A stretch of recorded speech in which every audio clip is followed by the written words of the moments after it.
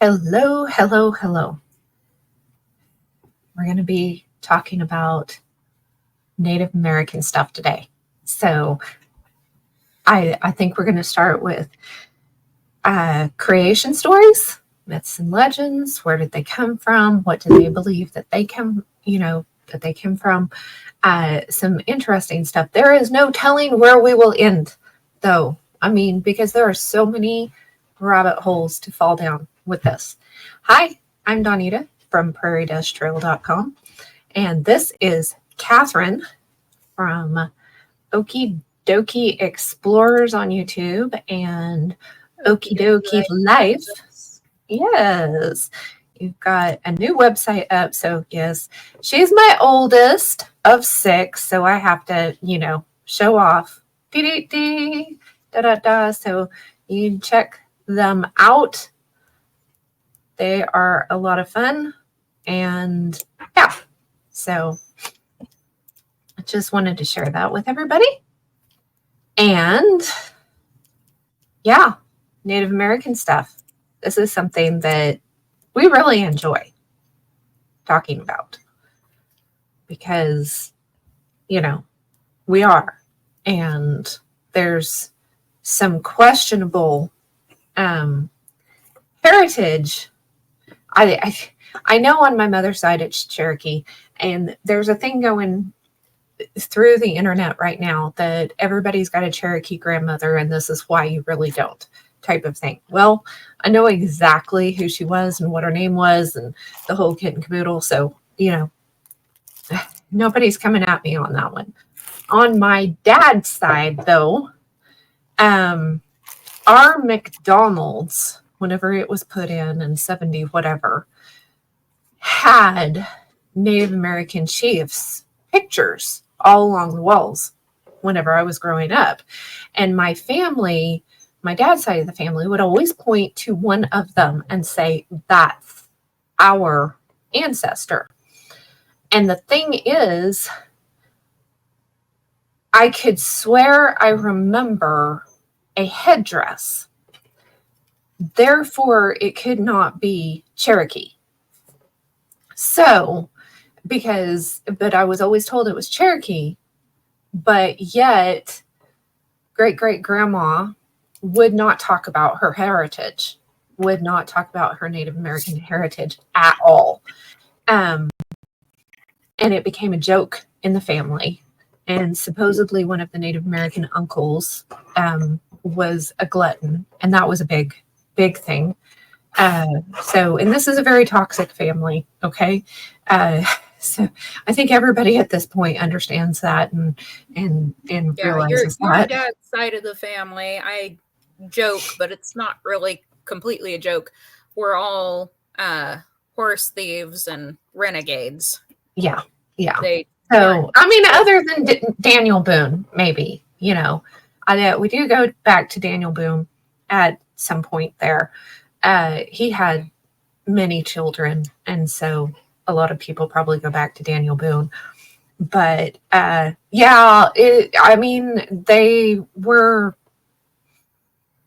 settled in No Man's Land, Oklahoma, which was not part of Indian Territory. And their land was right near Sodtown, which was an outlaw town. And there's a lot of ghost stories that kind of go with that. And the land is cursed. Okay. The land is cursed. But yeah, since we've been healing, since I've been healing from childhood trauma and whatnot and digging into history and everything, I've come to realize that more than likely great-great-great-grandma was Cheyenne Arapaho, Southern Cheyenne, and was probably sold to the Irish man to be his wife, or something along those lines. Very, very likely. On my mother's side, it was like my Cherokee grandmother picked out a German high society man and was moving up in the world. She was proud of it. And then my aunt was named after her. So, that's a whole story in and of itself on that one. But yeah, this one, this is kind of what we're speculating on history on my dad's side. It's definitely Native American, black hair, blue eyes type of thing, or brown eyes, black hair, brown eyes. Both of my parents had blue eyes and blondish hair. And then, of course, both Paul's parents had blue eyes. And we have one child with brown eyes, which is supposed to be genetically impossible. But it happened. So anyway, those genes are there. The colors. We have blue, we have green, we have brown. I'm hazel. Yeah. So we kind of have the whole shebang in our family. We do. And of course, my mom's mom was Welsh. My mom's dad was Scandinavian. So there's a lot. We are Heinz 57 sauce. Heinz absolutely 57 sauce. But ever since I was the fact that all of us kids act just like our dad. The paternity test might be in order, but we all act just like our dad in some way or another. So yeah, and you look just like his mom. So I mean, right? Yeah, he absolutely cannot deny anything. Yeah. So anyway, the reason I go into kind of all of that is just because there is a lot of stuff going on the internet, in internet world, about cultural appropriation and all of the stuff. And that's not what's happening here. Yes, I'm as white as paper, but I have always ticked off Native American on forums and stuff since I was a little child. If Native American or Indian isn't available on the forum, I do other. And I always have. That's how I was raised to be a Native American medicine woman. So it is what it is. So anybody who wants to come at me for cultural appropriation or anything, just go away. Just don't even bother. Yeah, don't even bother. So, part of the reason that I ended up in this kind of study way before I started doing any kind of a YouTube channel or anything. It was around 1999, 2000 that I was kind of going through a crisis because I found out that on my mother's side, there's this heritage that is basically Nephilim heritage. And I've had people in the comments say, if I'm Nephilim, I can't be saved and all of that kind of stuff. You guys move on too. Okay. I gave my heart to Jesus whenever I was very, very young. And even though I wasn't raised in a church or a Bible believing home at all, I have a relationship with him. So believe what you want to there. Anyway, I was going through kind of a crisis because the goddess Rhea, one of the earth goddesses, had a daughter named Dawn, Dawn. And my mother's middle name was Rhea. My name, Dawnita, starts with Dawn, Dawn, and then it's kind of a cyclical thing that has happened in my mother's side of the family. And I was having issues with this as a Bible believer. I'm like, oh my goodness, and of course I went through hell as a child. So, I was believing that I was cursed. I was trying to work through some healing, had no idea what I was doing, and began looking into our heritage for this reason, to find out, where I come from, what was God's plan for me, what was Satan's plan, and the Lord redeemed my name by letting me know that my name in Hebrew means compassionate. And I am generally a very compassionate person, probably to a fault sometimes. And so he redeemed that for me. In the process, he taught me that, like the Cherokee specifically, there is not a known Cherokee dress that is not cotton. They had cotton clothing from as early as anybody knows. So the Cherokee had a civilization, or lived in a civilization. I mean, why did we have the Trail of Tears? If they weren't wanting to move the Cherokee out of the cities, out of the towns, out of the villages in that area. Because if they were just living off the land, that would be one thing. But no, they moved them out of a civilization that they had. And the Cherokee festivals line up nearly perfectly with the Hebrew festivals. And there have been books written over the last 100 years about the Cherokee being part of the lost tribes of Israel. So that's just fun to me, learning about that. And then Catherine's been doing some additional stuff because Okie Dokie Explorers and stuff, and they've been going around and doing things. And she's found out that there are several tribes who have similar creation stories, or creation stories that point to the Bible, right?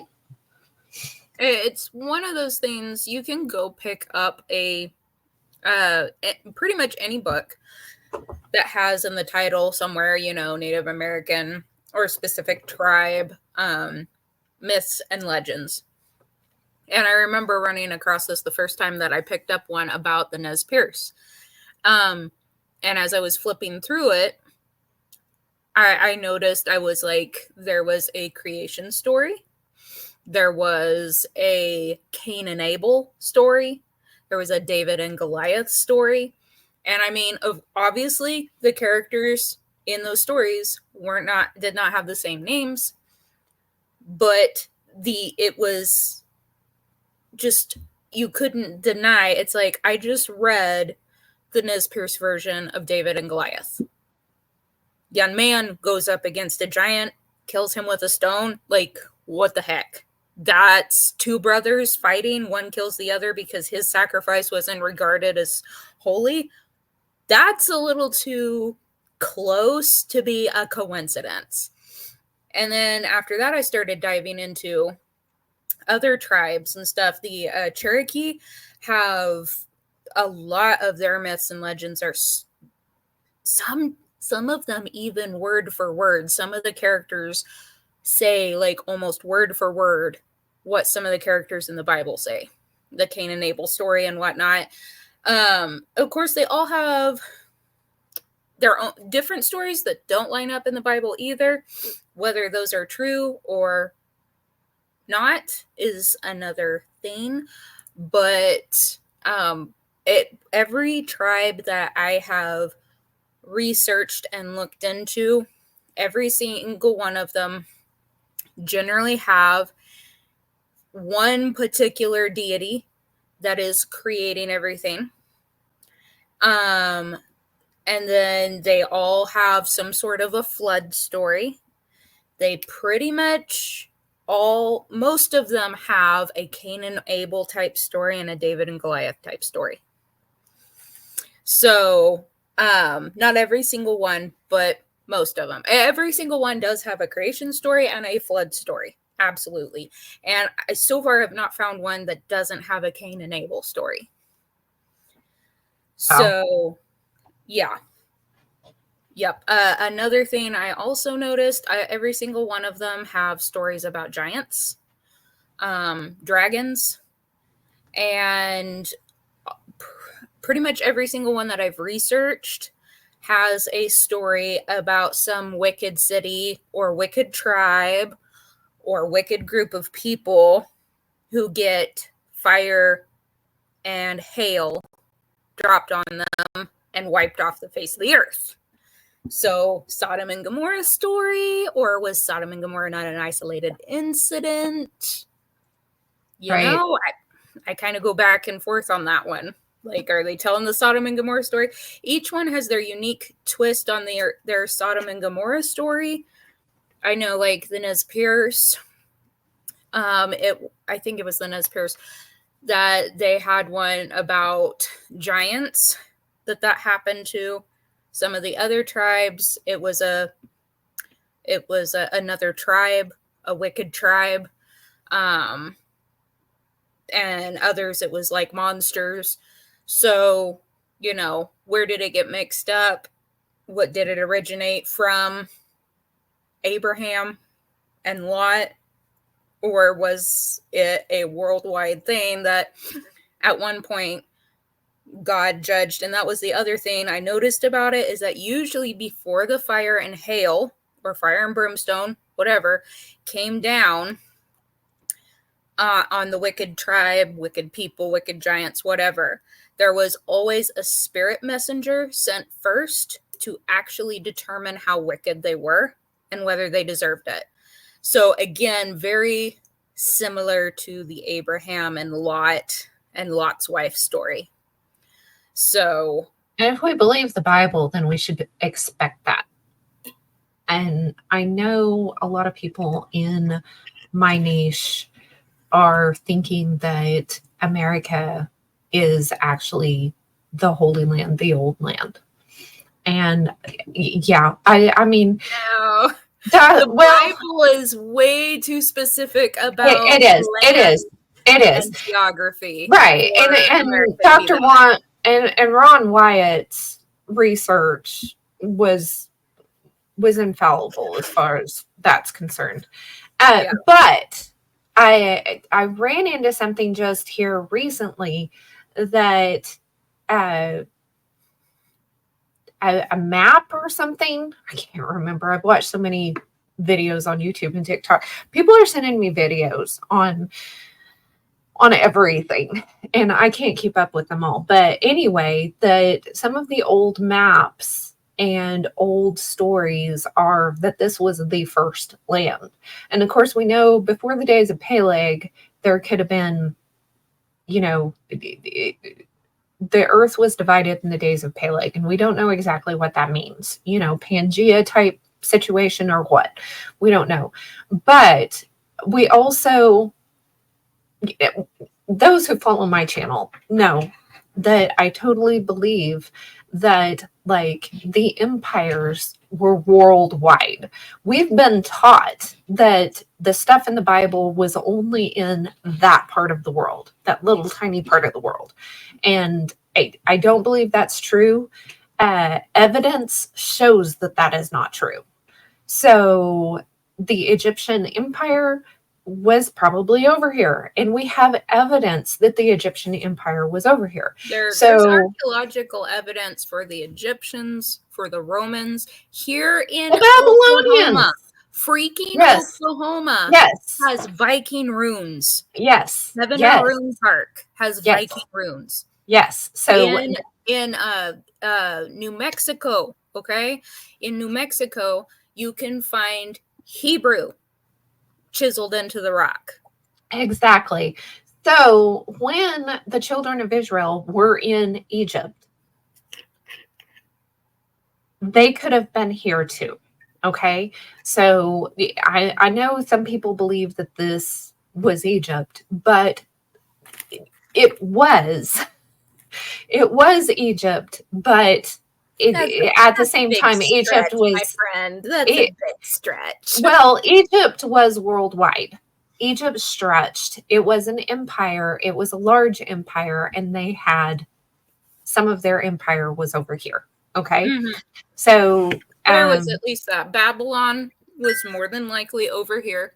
Babylon was over here. So when Abraham moved from, Mesopotamia, and God told him to move down into Canaan, that Akkadian empire at that time, which would have been the first one, the Sumerians and stuff, that would have been worldwide. Therefore, we see Akkadian and Sumerian type stuff all over the world. And of course, before the flood, we have stuff all over the world. So yeah, this particular video that I'm thinking of, they were actually calling America Atlantis. And that it was called Egypt before the days of Peleg. So I'm like, okay, it could have been. I mean, because we do. I didn't live there.